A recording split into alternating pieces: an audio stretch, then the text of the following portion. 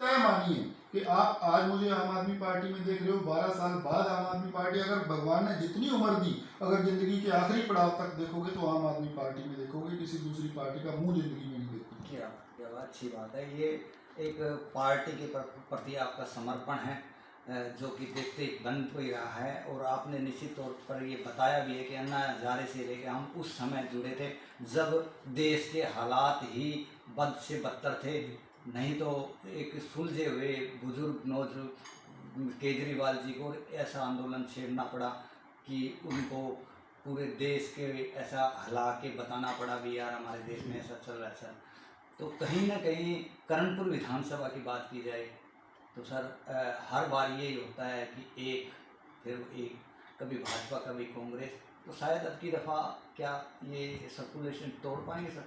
Sir हमारे जो भी इंटरनल सर्वे, अब तक 2 सर्वे हमारे हुए हैं जी मैं आपको क्लियर बता दूं, और उसमें क्लियर निकल के आ रहा है कि कर्णपुर विधानसभा इस बार चेंज कर रही है। और कर्णपुर हमारी राजस्थान में पहली विधानसभा होगी जहां आम आदमी पार्टी का विधायक होगा। प्रदेश नेतृत्व की बात की जाए तो सर जो आप पार्टी के कुछ ऐसे कार्यकर्ता भी हैं जो कह रहे हैं कि हम तो प्रदेश स्तर पर देखने वाले हैं और प्रदेश में सचिन जी आ रहे हैं, तो प्रदेश राजनीति क्या रहेगी? देखिए, वो भविष्य के गर्भ में क्या छुपा है उसके बारे में हम कुछ नहीं कह सकते, लेकिन अगर ये आप श्योर मानिए कि आम आदमी पार्टी जो है एक विचारधारा को लेकर चलने वाली पार्टी है, और हमारी विचारधारा ये है कि वर्कर को कभी डिनाई नहीं किया जाता, वर्कर को कभी बैकफुट पे नहीं धकेला जाता।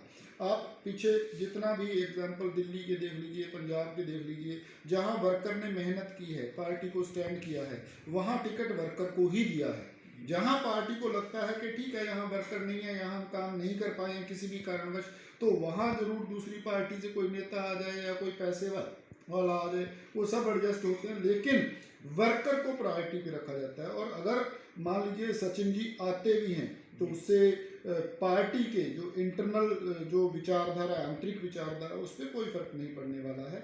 और वो नेचुरली अगर वो पार्टी में आते हैं तो वो पार्टी की विचारधारा को फॉलो करते हुए आएंगे, क्योंकि उनको करना ही पड़ेगा। तो उसमें हमें कोई संदेह नहीं है कि जो काम करने वाले लोग हैं उनको कभी बैकफुट पे धकेला जाएगा, बिल्कुल ऐसा नहीं होगा। हो चुकी है जी ठीक है, अब की बार मुकाबला 2 के बीच में ही होना है, और वो अब आप बेहतर जानते हो कि वो 2 कौन है।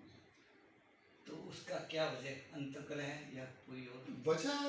तो सर देखो, जनता को सब पता है कि किस प्रकार से, अगर हमारे क्षेत्र की बात कर लें तो हर जगह पे नशा बिक रहा है, हर मंडी में नशा बिक रहा है, युवाओं का भविष्य गर्त में है, लोगों की सुनवाई नहीं हो रही है। हम जनप्रतिनिधि चुनते हैं तो उसका काम होता है कि वो किसी अधिकारी को, अगर जनता का काम नहीं होता है तो वो उसको फ़ोन करके कहे कि भी ये बंदे का काम होना चाहिए, क्यों नहीं हो रहा है। लेकिन यहाँ पर जनप्रतिनिधि अधिकारियों को फ़ोन करके कह रहे हैं कि इस बंदे का काम नहीं होना चाहिए क्योंकि इसने हमें वोट नहीं दिया। तो इस प्रकार की नकारात्मक राजनीति जो हो रही है वो लोग समझ चुके हैं। और सही बताऊं, लोगों में अभी डर है, डर के कारण खुल के नहीं आ रहे हैं, लेकिन जैसे जैसे इलेक्शन नज़दीक आएगा लोगों के मन में जो भड़ास भरी हुई है भाई साहब, इस बार ऐसी निकलेगी कि आप देखोगे। बिल्कुल बिल्कुल बिल्कुल अच्छी बात आपने बताई। तो आप पार्टी का कुछ नज़रिया लोगों के प्रति क्या तोहफा देंगे या क्या कुछ नया करने वाले? देखिए, सिंपल चीज़, हमारे पार्टी का कुछ राष्ट्रीय एजेंडे हैं, वो तो प्रायोरिटी में रहेंगे ही। हमारी जिस प्रदेश में सरकार बनती है, हम बिजली फ्री 200 यूनिट दिल्ली में दिया, 300 यूनिट पंजाब में दिया, और राजस्थान में तो हम उससे भी ज़्यादा दे सकते हैं क्योंकि राजस्थान बिजली उत्पादक राज्य है जी। राजस्थान नेशनल ग्रिड का पार्ट है, राजस्थान राष्ट्रीय स्तर पे बिजली बेचता है जी। तो क्यों नहीं। और राजस्थान में तो ऐसे संसाधन, सोलर पावर सबसे ज़्यादा राजस्थान में विकसित की जा सकती है, तो 300 यूनिट तो तय है अगर हमारी सरकार आती है तो। इससे बढ़कर भी हम कर सकते हैं। महिलाओं के लिए हमने जो चीज़ें की हैं, किराया बिल्कुल फ्री दिल्ली में, पंजाब में, जहाँ भी महिला जब भी जाएगी वो अपने वर्क प्लेस पे जा रही है, वो अपनी रिश्तेदारी में जा रही है, बिल्कुल महिलाओं के लिए निःशुल्क किराए की वो सुविधा हमारा राष्ट्रीय एजेंडा। दूसरी चीज़, पेंशन जो है दिल्ली और पंजाब दोनों राज्यों में 2500 रुपये वृद्धावस्था पेंशन हर व्यक्ति को। चावल, तेल, चीनी, मतलब कोई ऐसी चीज नहीं जिसमें जो महंगी नहीं है। महंगी नेचुरली ये एक महंगा होगा तो सारी चीजें हों। और अब यही कांग्रेस टाइम में कोसते थे महंगाई को लेकर, अब उससे मैं कहता हूँ अब इन्फ्लेशन रेट देखो, अब महंगाई दर जो है भारत की कितनी तेजी से बढ़ रही है। तो इसका देखो, हमें ये आशा थी कि मोदी जी इस चीज को बहुत अच्छे से हैंडल करेंगे, पूरे भारतीयों को आशा थी, वो नहीं कर पा रहे हैं। डिजिटल के उसमें के बाद से कुछ बदलाव का आशंका थी। देखिए सारी चीजें हैं, अब इनके वादे तो बहुत बड़े थे और हमें आशाएं भी भारतीयों को थी। देखो हम लोग जो हैं आशावादी लोग हैं, भारतीय आशावादी लोग हैं, और हमें हमेशा जहाँ भी हल्की सी लो नजर आती है तो हमें आशा पैदा हो जाती है।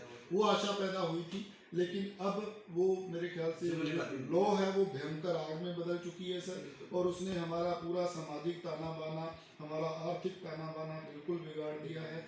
अब हमें एक आशा के रीवाजी में नजर आ रही है। क्यों नजर आ रही है सर, वो मैं आपको बता देता हूँ। क्योंकि हमने दिल्ली में पूरे भारत में एक ऐसा राज्य है जो बजट अधिशेष राज्य है। सब राज्यों के बजट घाटे में चल रहे हैं। कोई राज्य आप एक ऐसा गिना दो जिसका बजट घाटे में नहीं चल रहा। दिल्ली एक ऐसा राज्य है जो बजट अधिशेष राज्य है, जिसके पास एक्स्ट्रा पैसा है। सारी इनके कहने के मुताबिक रेवड़ियां बांटने के बाद भी, जो ये कहते हैं ना रेवड़ियां बांट रहे हैं, वो रेवड़ियां बांटने के बाद भी बजट अधिशेष राज्य दिल्ली है। तो अगर दिल्ली बजट अधिशेष राज्य हो सकता है तो हमारा देश क्यों नहीं बजट अधिशेष देश हो सकता? ये भी हो सकता है, लेकिन इच्छा शक्ति की कमी है सर।